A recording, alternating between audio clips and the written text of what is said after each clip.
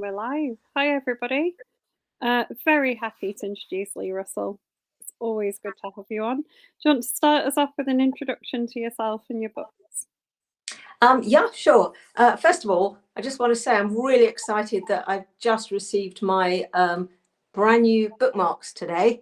And these give you a bit of an introduction because on the one side, we've got I don't know if you can see them all, the 20 covers for my Geraldine Steele series, which has sold over 1.5 million books so far this series. And if we turn over on the other side, we've got my brand new Cozy series, which just came out. The first one came out as an ebook on Monday, and it's launching at the end of the month. And this is the Poppy Mystery Tales. So that's really what I do and who I am. I write the slightly gritty Geraldine Steele crime series, which are police procedurals. And the first one came out, I think, about 15 years ago, and the 20th one is out in November. I was telling people it comes out in August. It's actually November, I've discovered. The 19th in the series, Final Term, has just come out in January. And I've been very pleased that early reviews have said that the series remains kind of fresh, because it's always a challenge when you're writing a long-running series to keep things seeming new and fresh.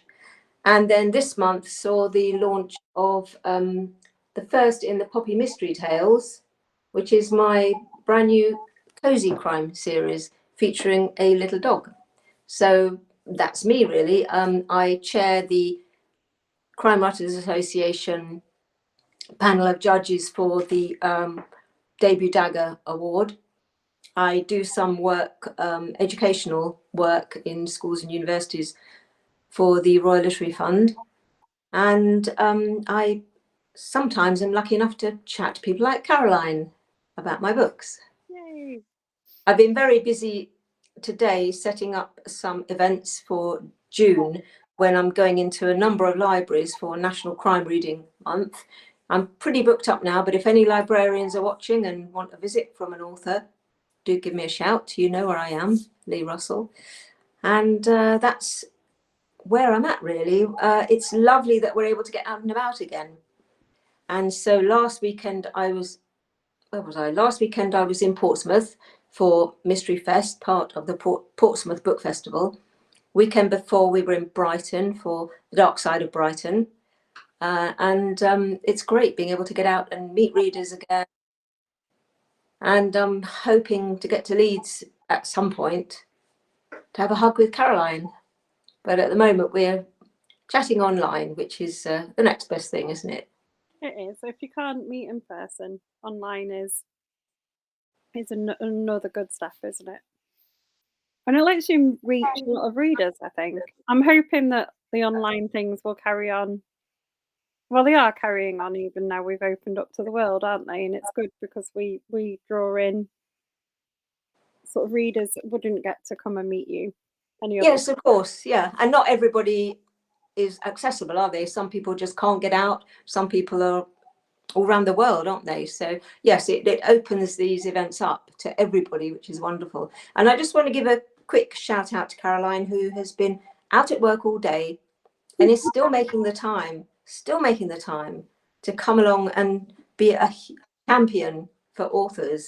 And we really do appreciate what you do, because if it wasn't for the people I think of as the unsung heroines, let's say that, because we're on International Women's Day, aren't we? So the unsung heroines of the fiction world, people like Caroline behind the scenes, just making things happen.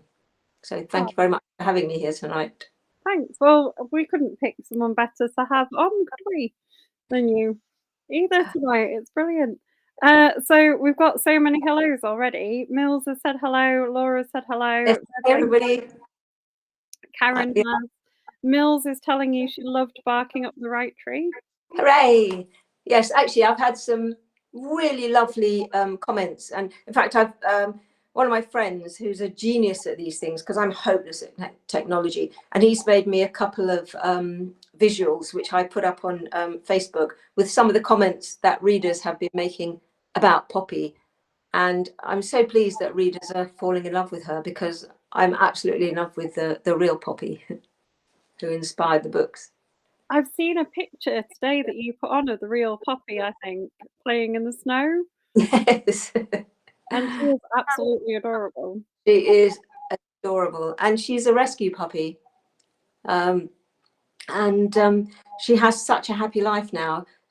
My daughter and her partner rescued her from a family who were not really taking very good care of her, and she now has such a happy life, and she's really, really transformed just by being utterly loved, and it's been lovely to see. That is nice, and now immortalised in the world of fiction.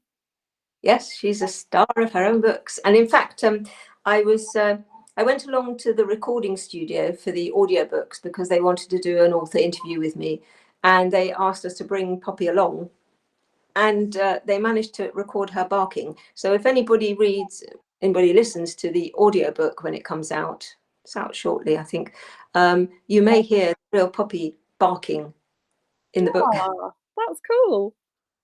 Great fun. Yes. And she was, you know what? She was so good. She was so well behaved. She was completely silent and really well behaved throughout. And then when we wanted her to bark, we got her to bark right on cue. And there's a lovely photo of her sitting on my lap in the recording studio, looking really smug, because, you know, dogs have very expressive faces. And she has this little grin on her face. She knew that she'd done well. So has the reception been good so far to the, because it's only been out, my copy landed on my Kindle on Monday, I think, hasn't it? Came out on Monday, yes. So yeah, I mean, so far so good. That's all we can say, really. But yeah, seems to be going well, and yeah, people seem to love Poppy, which is really what the books are all about. I mean, they're crime novels, they're cozy crime novels, but they were inspired by the real Poppy. They are. And aside from Poppy, like Poppy's owner is quite interesting as well, isn't she? Do you want to tell us a bit about your main character, apart from Poppy in the books? Yes. So yeah, there are humans in the book as well. Poppy appears as a dog. She helps to solve the crimes, but not in any. She's not anthropomorphized at all. She is just a dog, but she somehow sniffs things out and finds things out. Her owner is a young woman who had just split up with her boyfriend, and to her surprise, she is left a cottage in a little village on the death of her great aunt, who she hardly knew.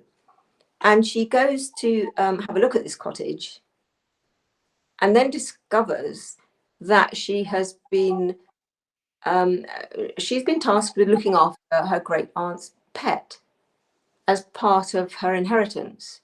And I mean, it's not too much of a spoiler now, really, is it? Because everybody knows, to say that this pet turns out to be a little dog. And her owner, Emily, has never owned a pet before and doesn't quite know what to do.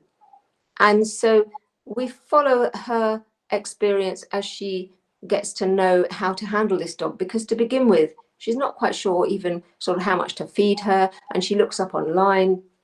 How much you feed a dog, she discovers, depends on the breed and the size of the dog. And she doesn't know how much her dog weighs. So she's really kind of finding her way. But she and Poppy develop a really, really strong bond. And it's not long until Emily just can't imagine her life without this little dog. And I think those readers who have pets, dogs, cats, whatever they are, you will understand how she develops this bond, which is something I never understood until I met the real Poppy, because I've always had a phobia about dogs. And to the extent that I would walk around the block to avoid walking past a dog. I only discovered fairly recently that apparently when I was 2, an Alsatian jumped up and snapped at me in the park. I have no recollection of that, but I am still scared of Alsatians. And so I think I was a little bit sort of, well, traumatized is maybe too strong a word, but I was terrified probably at the time. So when my daughter said to me she was getting a dog, I was not best pleased. I said, if you get a dog, I'm never coming to your house again. But she was determined to get a little rescue dog, so she did. And she said, "Oh, Mum, you're going to love her." And she was right. I absolutely fallen in love with this little dog, to the extent that she has inspired me to write these books. Which I wrote the first one just really for fun, and fortunately for me, my publisher loved it, and so Barking Up the Right Tree is now the first in the Poppy Mystery Tales. The second one is out. I can't remember when. Is called Barking Mad, and my publisher has given Barking Mad a purple cover. So I'm not quite sure if they're trying to tell me something with that, because I wear purple. But anyway, and then the third one is called Poppy Takes the Lead. How far the series continues remains to be seen, because when I wrote the first in the Geraldine Steele series, I was offered a 3-book deal, and here we are with book 20 already edited, and the next couple of books in the pipeline. So we'll just have to wait and see. I mean, if readers like Poppy and keep buying the books, then I'm sure my publisher will want to keep publishing them. And if nobody wants to read them, then I'll stop writing them. So we just have to wait and see. But there will be 3 to start with, and then we'll see how we go. That's good news. I liked the first one. Hooray! Eagerly awaiting book 2. While we're on International Women's Day, let's talk about Geraldine as well, because she's a strong, Yes, feisty lady in her own right, isn't she? And you've just got final term. yes, final term. The 19th in the series came out in January. Yep. What do you want to tell us about that? I read that. That was maybe a little bit more closer to home for me than I wanted it to be. Yeah, they're set in York. What do I want to tell you about the Geraldine Steele series? I would like to tell you that you really do need to buy the whole series. But no, seriously, each of the books is written for I've just seen that somebody's put in the chat they read a book with an octopus as a main character. I need to read that in a minute. Octopuses are actually octopi, are very intelligent. They can actually distinguish between a straight line, a horizontal line and vertical line. But anyway, that's by the by. So yeah, my Geraldine Steele books are written for 2 audiences, 2 readers. They're written for fans of the series who have read the whole series to date and are picking up the 19th book, wanting to know what's going to happen to Geraldine next. But I'm also writing for people who have not come across Geraldine Steele before and might pick up the 19th in the series, and they want to enjoy the book just as much as somebody who is already familiar with Geraldine. So each of my books genuinely works as a standalone, but they're also part of a series. And the dream is that somebody will just come across one of the books, read it, and enjoy it so much that they will go back and read the whole series. Right, and then we need to go back to Laura, don't we?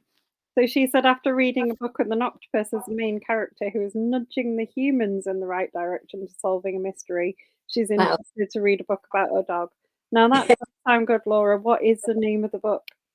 The only thing I can think of is the Children of Time series. There's a really good sci-fi series where there ends up being like a sentient race of spiders in one, and then there's octopi that sort of develop their own culture and civilization in another one, and they are brilliant, those books.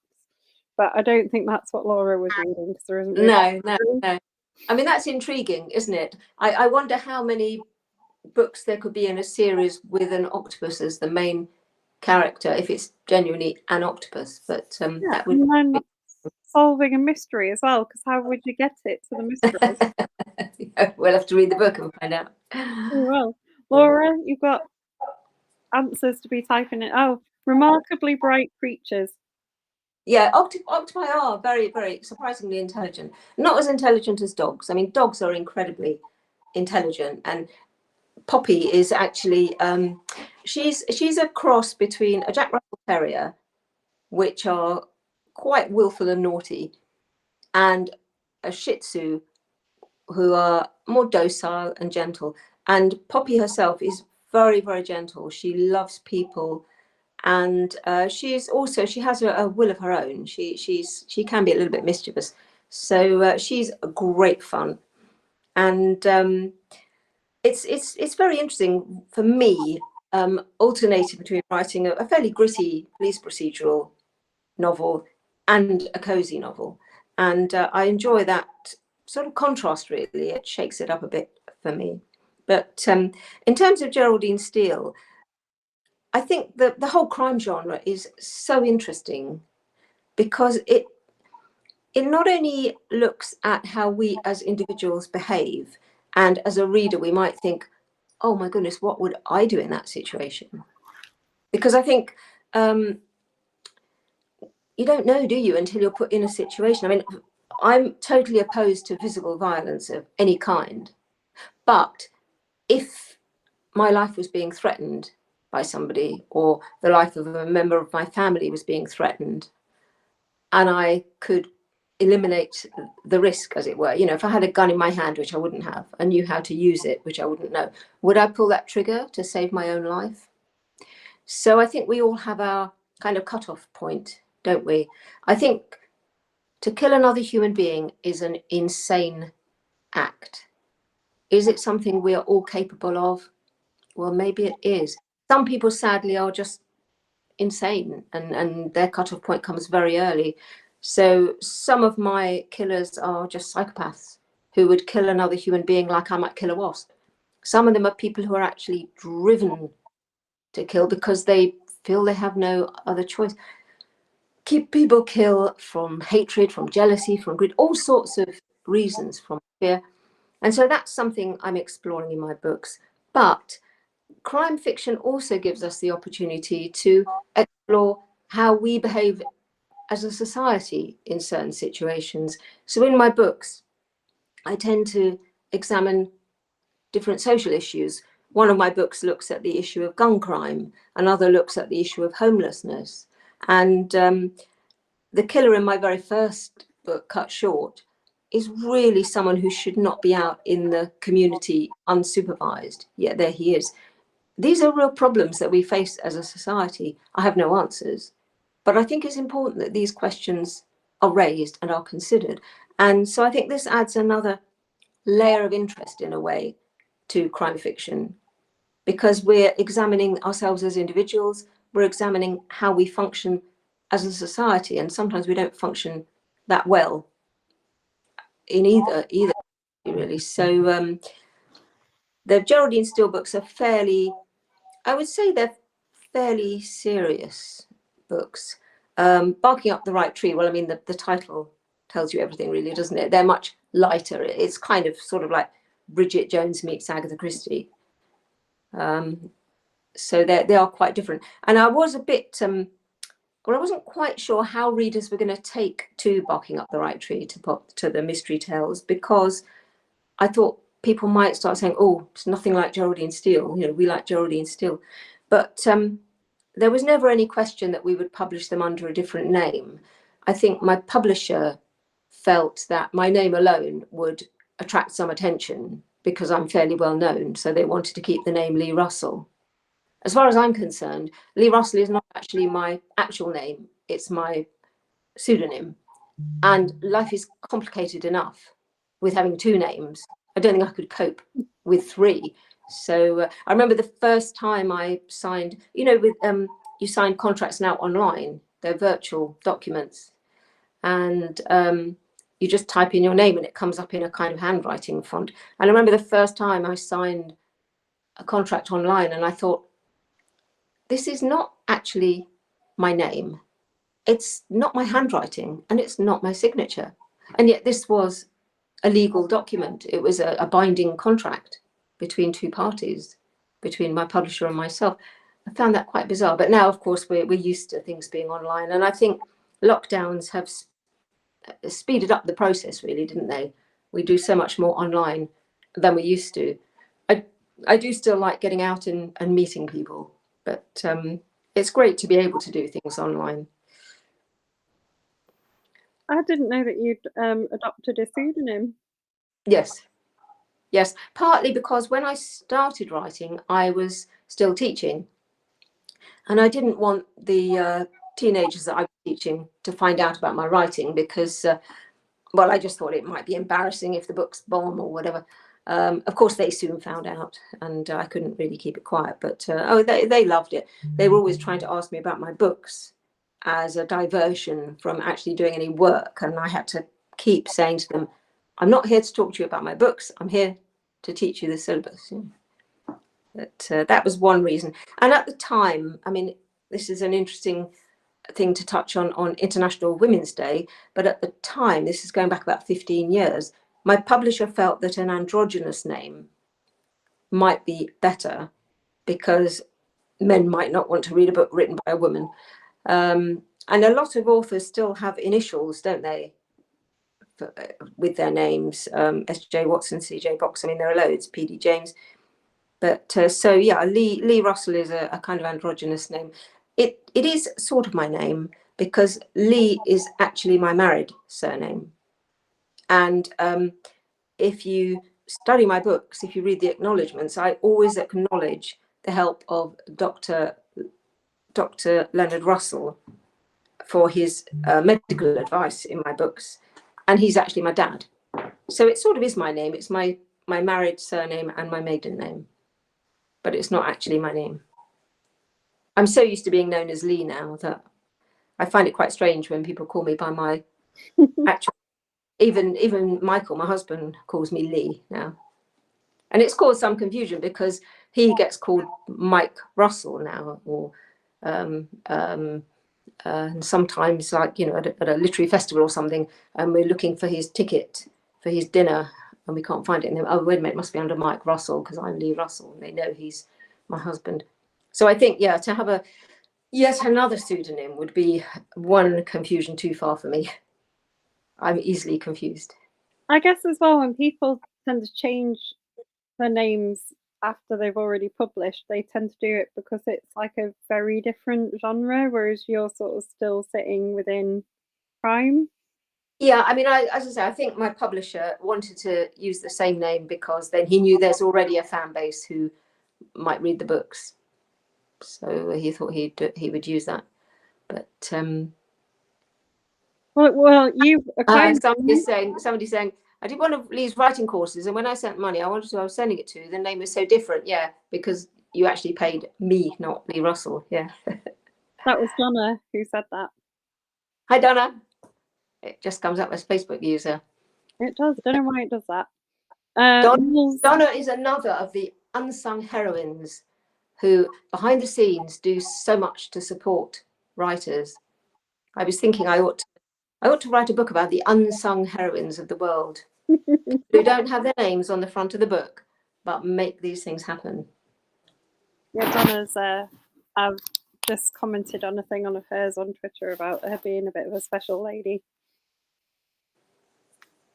Mills has said she's actually new to your writing with the Poppy book. Yes. Which is really good because that's another thing, isn't it? Cozy crime is so popular now that you will probably draw new readers in who will go and look at your Geraldine Steele books as well. It is very different, actually, cozy crime. I wasn't even quite sure what cozy crime was when I wrote. I just wrote this story featuring a dog, and my publisher said, "Yeah, great. It's a great cozy crime novel." And I thought, oh, "Okay, is it?" Because I didn't set out to write a cozy crime novel. I didn't know that it would actually be published. I just wrote this story, kind of for fun, really. But I'm really enjoying writing them. But I'll have to get back. I'm just finishing off the third in the Poppy series, the Poppy Mystery Tales, and then I will be back to Geraldine Steele to start writing the 21st title in the series. Can you believe it? She'll have to stop at some point, but we're not ready yet. And my publisher has given me strict instructions. Under no account am I allowed to kill Geraldine Steele. They think they still want some more books. And of course, as long as my publisher wants the books, I'm happy to keep writing them, and hopefully people will keep buying them, and so on we go. Really. Well, but what happens when Geraldine gets to retirement age from the police? Well, Geraldine is having to be a little bit like Poirot and not age, because I mean, actually, I do talk to creative writing groups, to writing groups sometimes, and I do say to them that I'm a very good person to advise them on writing a series, because I've made probably every mistake it's possible to make in the course of writing a series, because I never set out to write a series. I never thought anybody would ever read my very first draft of Cut Short, let alone publish it, and I certainly didn't think it would become first in a long-running series. So Geraldine still starts out being in her late 30s. Well, given that the books have been going on for now over about 15 years, she is going to be past retirement age by now. So she's had to age very, very slowly. And as I say, she's like Poirot, really. She doesn't really age that much. She's aged about 2 years in 15 years. So there we go. So she will reach retirement age when I stop writing the books, I guess. Is your sort of past as an English teacher influenced this the sort of times you've gone back and set things in schools or with young adults? Or I'm thinking like Final Term, you definitely, you can tell that's been written by someone who's been a teacher. Okay, so the first Geraldine Steele, Cut Short, the a main character in that is a grumpy middle-aged English teacher. That was based on me. That was me. So I had nothing about schools in the second book in the series, because I thought, well, I can't keep writing about schools. The third book starts with the head teacher being murdered. And a few books after that, the books were really taking off, and something had to go. So I retired from teaching at that point to write full time. And my publisher was very good about it, because he agreed to pay me monthly. So it was like I still had a salary coming in, because I was, as a teacher, every month the salary comes in regardless. And to take a leap from that into writing, where you never quite know how things are going to go, there are no guarantees, was a little bit daunting. So as I say, my publisher agreed to pay me monthly, so that I still felt as if I had a salary. So yeah, I do set books in schools, probably more than I would do had I not been a teacher. One of my standalones, which one was it? Called Suspicion, is set in a school, very like this, a school that I taught in. And yes, I then don't have much to do with schools, although I do have teenagers in my books quite a lot, because I loved working with teenagers. And yes, Final Term is the premise of that is that a teenage girl accuses a young male teacher of molesting her, and the reader is not quite sure whether she did, whether he did or not. Of course, he's instantly suspended, but then shortly after that, her body is discovered. She's been murdered, and he becomes a suspect. And so the whole story spins out from there. So yes, I was back to my home ground, and actually I do some work for the Royal Literary Fund, and they're very keen on their educational activities. And so I've run some workshops in schools on writing skills. And that was quite interesting, because I'd not been teaching for about 10 years. And I walked back into the classroom, and I had to hold back as far as I could from turning into a teacher, because this was a workshop and I was there as a writer, not as a teacher. And a bit like what they say about riding a bicycle, you kind of slip back into it. But I felt very much on home ground. It was my home territory, because I was so used to being in the classroom with youngsters. So yeah, I think I spent 25 years teaching in schools, and so I think that experience, it does inform who you are, but it never quite goes away. I mean, when I stopped teaching for quite a few months, my husband and my daughters were telling me, stop being so bossy, because I was so used to standing in front of a classroom of teenagers, having to be a little bit forceful, or they would never do anything. And I had to, that had to sort of wear away. I'm not really a forceful kind of a person, but you grow into the role, don't you? because when you're dealing with difficult teenagers sometimes, then it does become a little bit of a survival game, and you have to be fairly tough or they will just walk all over you. So I had to develop that side of myself. So it's quite nice not to have to be like that anymore. Must help though for when you're doing creative writing and things like that, because you've got that ability to just know how to deliver a more difficult topic. I think so, and I think one thing that teaching teenagers teaches you, or one thing you have to develop, is the ability to use your voice, because there's nothing more irritating if you go to listen to people giving talks than have people just mumbling and you can't quite hear what they're saying. So I think I developed the ability to project my voice when necessary, because sometimes I might turn up to a hall and there's 50 or 100 people there. Well, if the technology is not working, they still want to be able to hear me without a microphone. Or if I were to talk to in an old people's home or something, then sometimes people don't hear so well. And again, you need to project your voice. So yes, I think I developed certain skills when I was teaching that have been quite useful. Yeah. But of course, everybody develops different skills through their experience in life, don't they? Every experience adds to who you are, hopefully in a positive way. Sometimes not, like with the dog and being scared of dogs. Sometimes experiences develop negative aspects of oneself. But moving a bit away from books. Well, going back to the book, so you've turned the negative experience with the dog into a really positive one. Well, do you know what? This is because I encountered this dog of my daughter's dog, and I now have a relationship with this little dog, and I absolutely love her. And that has spread out. I'm now definitely a small dog person. I'm still a bit wary of big dogs, but I love small dogs, and I know how to approach them and be friendly to them if I meet one in the street.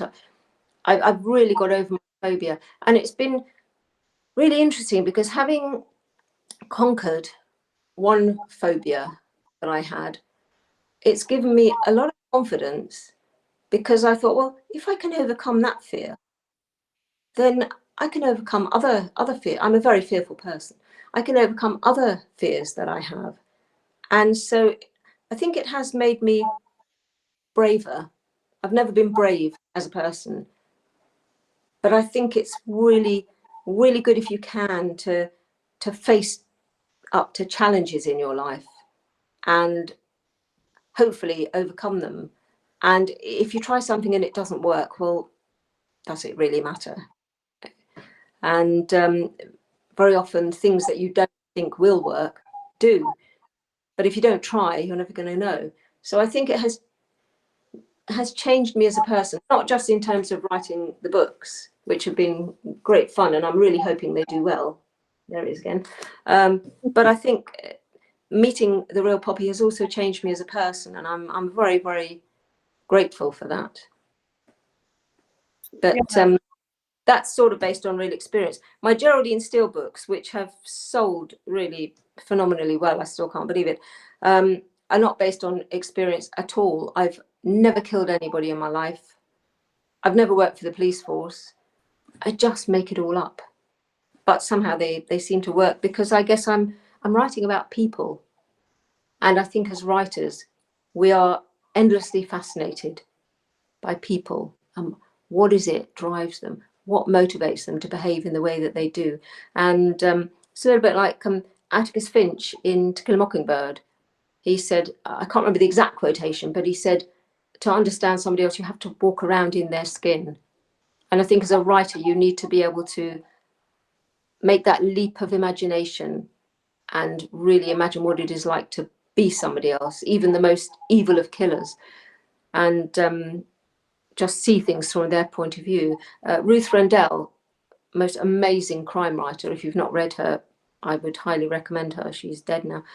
And she created the most evil and chilling characters, But she said, I don't judge people. I don't think we should. And that was from someone who created really, really nasty characters. But she somehow, again, kind of managed to empathize with them. And I'm not quite sure how that happens. Crime Time said that my books take the readers into the darkest recesses of the human psyche. Well, how do I get there? I don't know. You know, I'm not a violent person. I'm just a ordinary, boring woman. I was a school teacher. How do I get into the psyche of these evil people? I don't know. Evil characters. But that's the magic, really. I think of writing fiction, isn't it? That we I get inside think our characters. one of the magic of really good teachers, that I'm presuming is something that you were if you did it for 25 years, is that they also have that ability to understand and walk in other people's shoes and be empathetic. So maybe all of those things that you had from that role in life and bravery, because you don't stand in front of 30 kids and teach them without being brave, were all there anyway, and they're Yeah, what translated across into the fiction. So it's I not mean, it's so you've true. It's so done true. that, but you can see those things. Yes, because you a pupil in your class who seems to be a complete nightmare, and you know you really find them so difficult, and then you find out something about their home background, and it completely changes the way you think about them, and you start to realize that everybody is coming from a certain place, and people who don't behave well, they're not necessarily happy with the way they're behaving. They may not be happy in themselves, and perhaps they just need a bit of help, which they don't always get. So yes, I think that's true. You have to have some sympathy and empathy when you're teaching. Yeah, it is a relationship kind of job, isn't it? Yeah. Mills has said she scares people when she shouts. She's used to teaching in a big arena outdoors because she works with animals and things, as Mills. I'm the kind of teacher that doesn't shout. I work Yeah, I learned work not on to. being scary enough without it. Yeah, I learned not to. I learned to never shout because it actually doesn't work, does it? No. I always thought I was actually very kind and gentle and understanding, but I discovered that my nickname behind my back was the dragon. So I mean, maybe I wasn't that nice and kind and understanding. You But also said that you're brave in her book because you've got books published. okay, the gore score. Somebody's asked, where would Mm. the gore score be? 1 to 5. Well, barking up the right tree, I would say 1. 1 is the lowest, I'm guessing. Yeah. Um, okay, Geraldine Steele generally, I would say, is 3 to 4. I'm not. I don't write lots of blood and gore. That doesn't inspire me. It seems to me that once you get inside our bodies, we're kind of all the same. What interests me is what's going on up here. So I'd like to think that my books are more kind of, they have characters who are scary rather than having lots of blood and guts. But if it's necessary for the story, then I will put in some blood. So just for example, one of my novels, I wrote a trilogy for Geraldine's Sergeant because he became really popular in his own right. And at one point he was not in her books and people wanted to hear more about him. He's back with her now, but I wrote a trilogy for him. And one of those books, the killer is someone who uses an axe, someone who's obsessed with the Vikings, and it's called Blood Axe. So you can't really write about someone who's killing people using an axe without any blood being spilt at all. So I think it was a good book, but it does have some blood in it. Other than that, yes, I mean, look, I write crime fiction, people get murdered. I don't try and gloss over in my Geraldine Steele books. I don't try and gloss over how awful that kind of violence is. I don't glamorize the violence in any way, but I also don't try to pretend it's not something dreadful, because it is. If somebody is murdered, that is a really terrible thing to happen.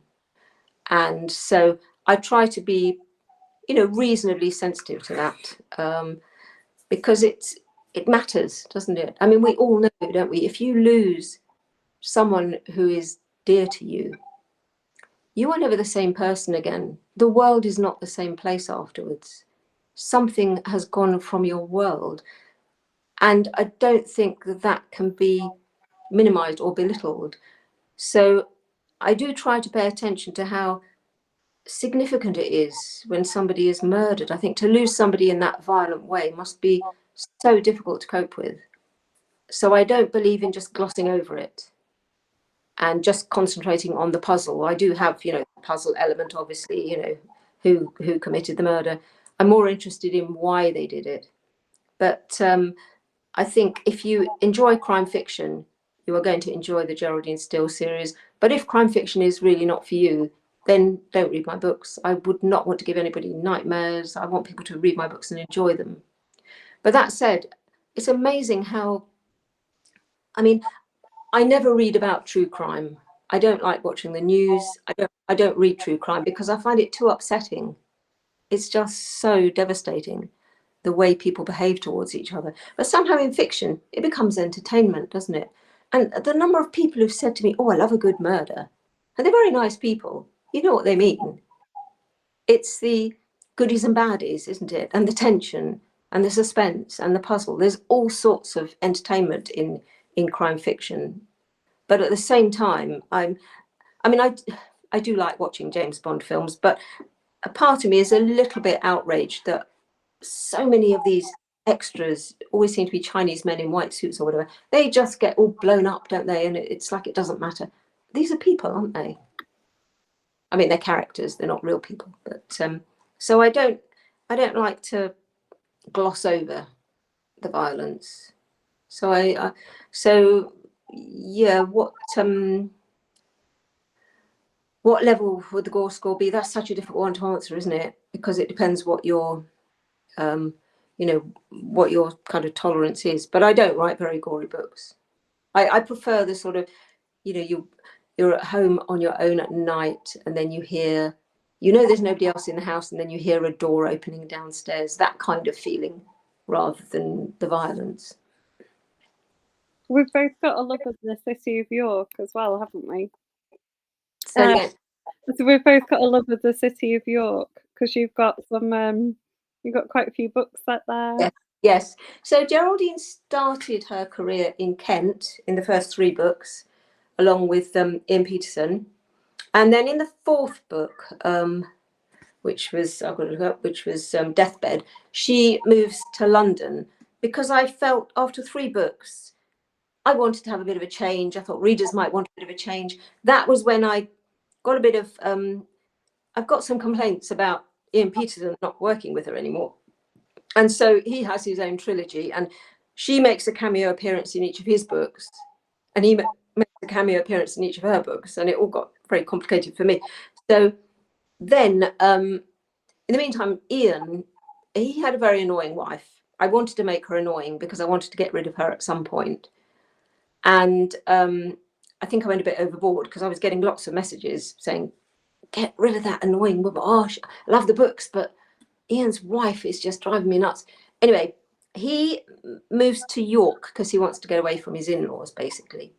So in Geraldine's, which one was it? About the 6th book, I think. She's been in London for 3 or 4 books. And she might be a bit later in the series. She has to leave London. She gets demoted and has to leave the Met. And if you want to know why, you have to read the books and find out. So I'm thinking, well, where am I going to move Geraldine to? Well, in the meantime, Ian had moved to York. So I thought, okay, there we go.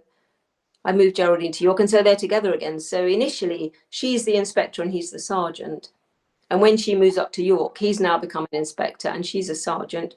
And so they're working together again, which is great. And then his wife left him in a way that didn't reflect badly on him at all, because I didn't want people to sort of take against him. So they're working together again and they're both single. Well, I'm not going to tell you what happens, but I eventually had to sort of bow to pressure from readers. I couldn't keep the will they, won't they get together going on endlessly. So they are now working together and they're together, and that's fine. That's all going on in the background. The main the main thrust of each of the books is the murder investigation, which is why they work as standalones, because each book starts with a murder and then off we go with the investigation and all the suspects and whatever. And then eventually, not too much of a spoiler to say, the killer gets caught at the end. Because it's fiction, isn't it? It's crime fiction. And we want that sense of closure at the end, don't we? And even though I would never say that my books have a happy ending, because somebody has been murdered. And so in some ways, we're never going to get away from the tragedy of the loss of life, the needless loss of life. But there is a sense of moral order being restored at the end because the killer is caught and the streets are safe again for people to walk around until the next book when it all starts up again. It's probably good that she's moved around a bit with the number of books, because otherwise there'd been a lot of murders in one. Yes, I mean, York is actually a very safe place to live. They have very few murders there. They don't have a dedicated murder squad in York. If there is a murder, which there rarely is in York, then the team will come down from Northallerton. In my books, there's a dedicated murder team working in York, and there's 2 or 3 murders in every book.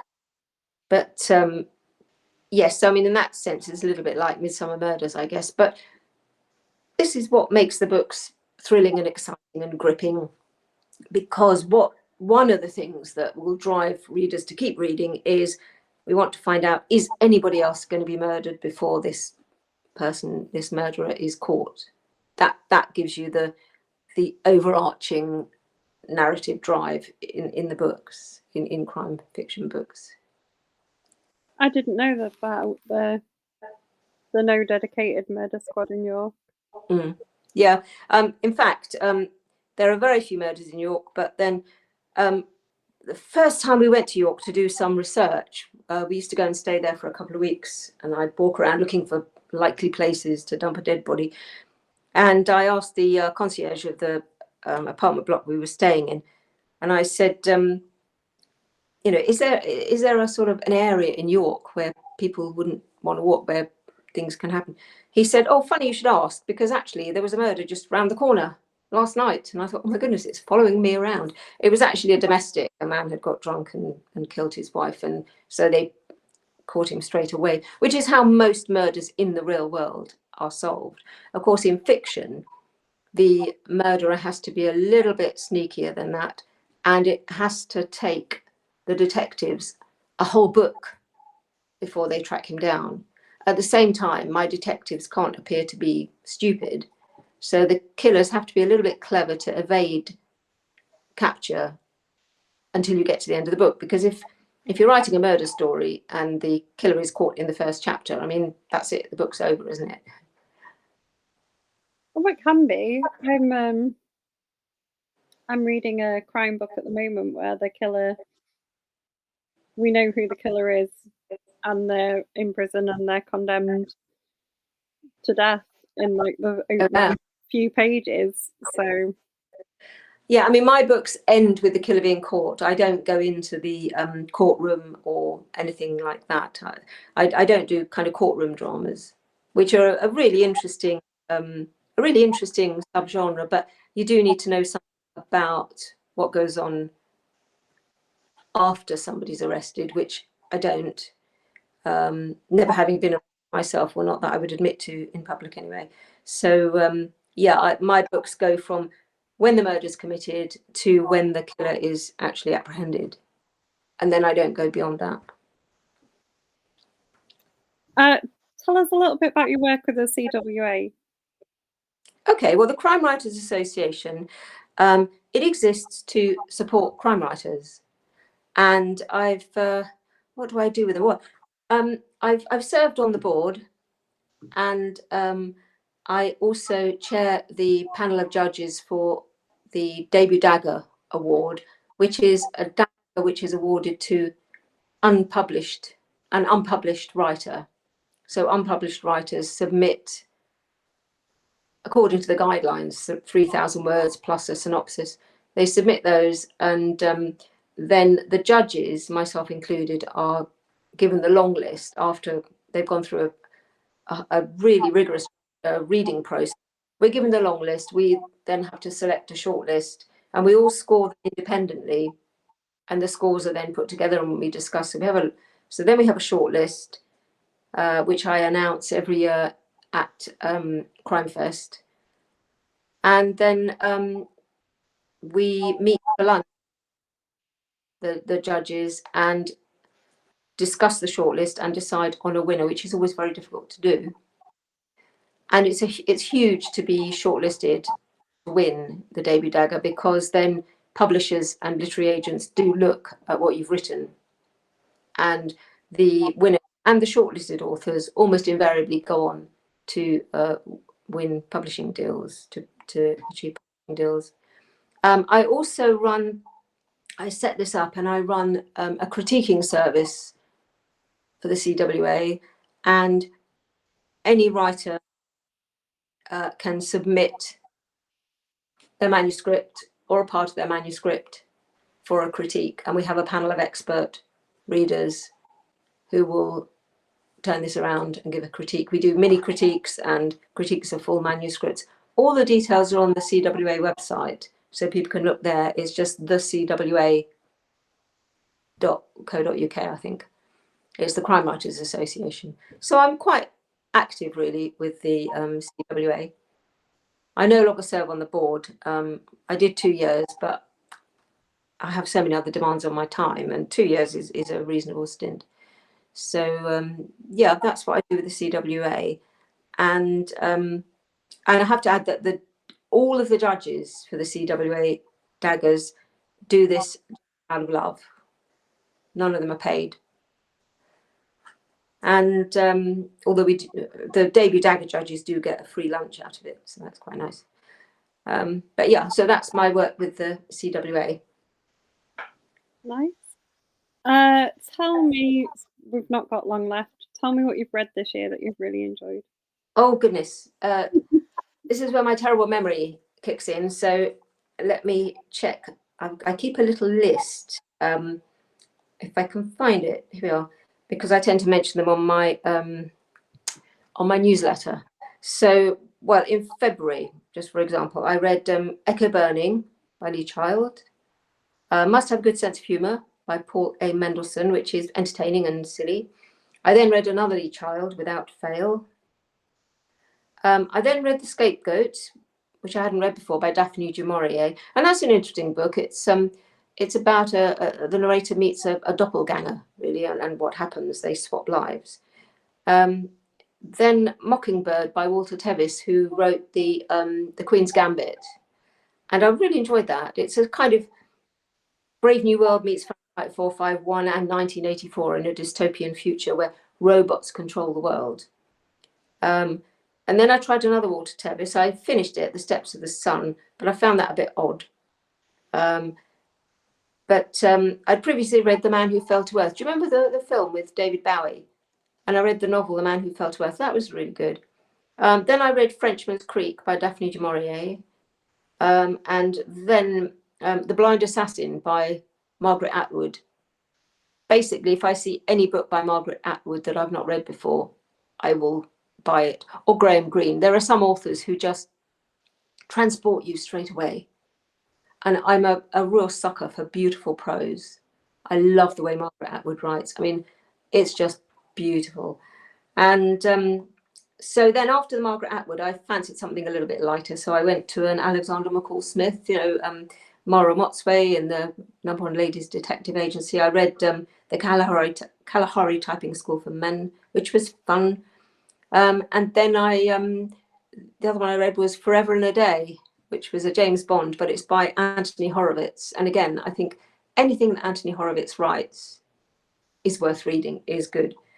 And so I've taken a bit of a break. That was February, but I've taken a bit of a break from reading this month because I've had to get on with a bit of writing. And next month I will be receiving the long-listed entries for the debut dagger, so I might not get so much reading done next month. But I want to read books by the panelists, my fellow panelists at Crime Fest, And I read a couple of books by fellow panelists at Portsmouth Mystery Fest. So that took up some of my reading time. I tend to go in fits and starts with my reading. So I might one month just read 8 books in a month, and then the next month I might not read it. It depends where I am in my head. And if I've got a little hiatus in my writing and I'm not quite sure where I'm going with a book, then I will leave it and I will read. And I find nothing is more inspiring than reading somebody who writes beautifully, and you just get into the flow of the language, and somehow that might get me going again. So sometimes I just need to read all the time, and sometimes I don't really have time or don't have any book that I'm desperate to read. How about you? What have you been reading lately? I read voraciously, like all the time. I never don't have a book on my person somewhere. I'm reading The Maiden at the moment by Kate Foster. Comes out in April. It's a fictional kind of retelling of a true crime. Not for me. No, well, I think it is entirely fiction, but the person really existed. So it's a historical book. Like, yeah, I recently read a Philippa Gregory, The Constant Princess, about Catherine of Aragon. And that was really quite interesting, actually, more interesting than I thought it would be, because she has a certain interpretation of what went on in Catherine of Aragon's life, which I found quite interesting. Yeah, and I think this is really good. The one that I'm reading now is really, really good. I like things like I love Margaret Atwood. When you were saying about her writing, couldn't agree. Yeah.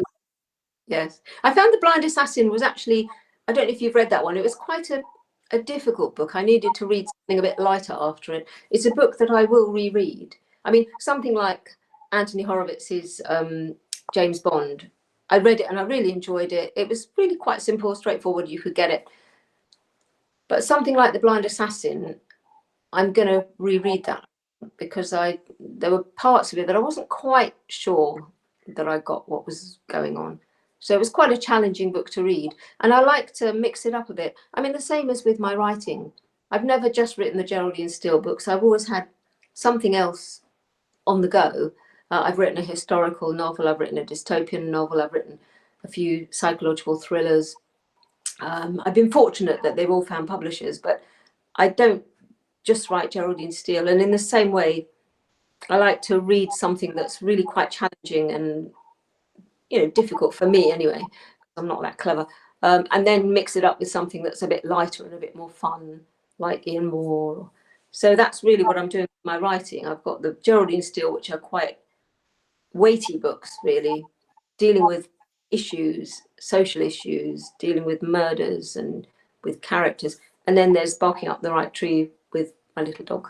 Not my dog, but my little fictional dog.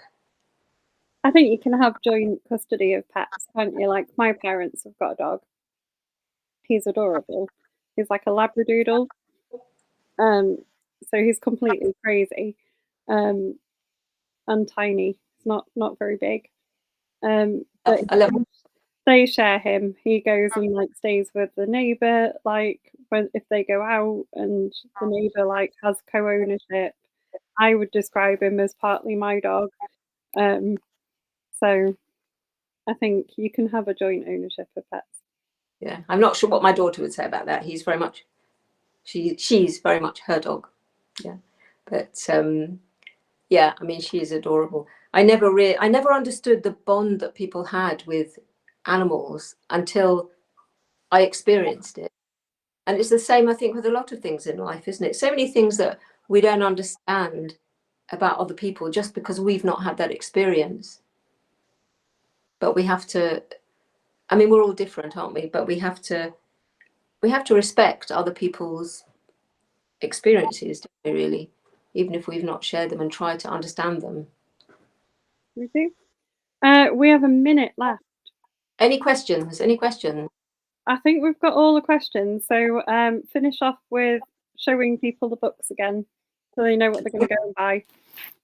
So there's Final Term, which actually is 99p currently on Kindle. I should put that in there, shouldn't I? It's one of these limited time deals. So if you want to read a Geraldine Steele and you've not read Final Term yet, now's your chance to download it for 99p. And Barking Up the Right Tree, which is, I think, £1.99 on Kindle at the moment.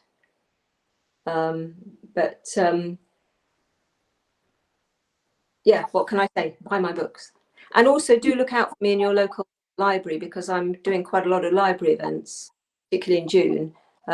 And ask your local library to invite me in and I can come along. It's so nice that people are taking to Barking Up the Right Tree, because you never know. I mean, when a Geraldine Steele comes out, I know that I've got a solid fan base. And yes, there are always people that, you know, nitpick or don't like a particular book, but basically people are gonna like it if they like the series. But Barking Up the Right Tree was such a complete departure for me, really, that I was fully prepared to hear people saying, no, it's not like Geraldine Steele, she should stick to Geraldine Steele. And that's not been the case at all so far. So hooray. So thank you very much to anyone who has bought and read read Barking Up the Right Tree, and Geraldine Steele, of course.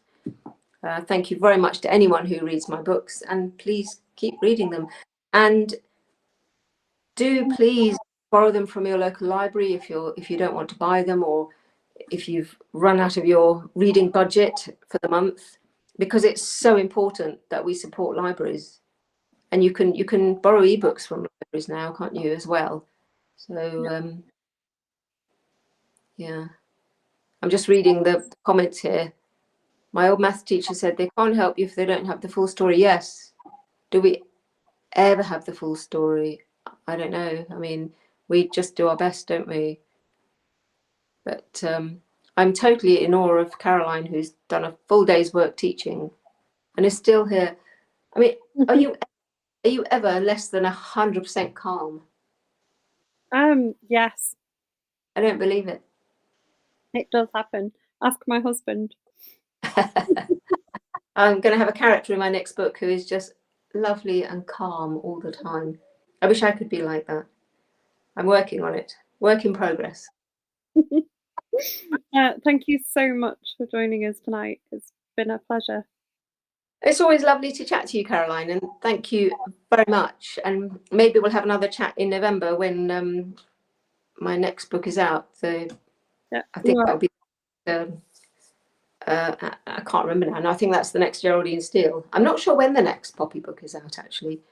But no doubt I will be shouting about it on Facebook. Hopefully. Well, thank you all very much for coming along and commenting. And I can't see all the comments now. I can only see the latest ones. But thank you very much for coming along, everybody, and particularly thank you to Caroline. Thank you.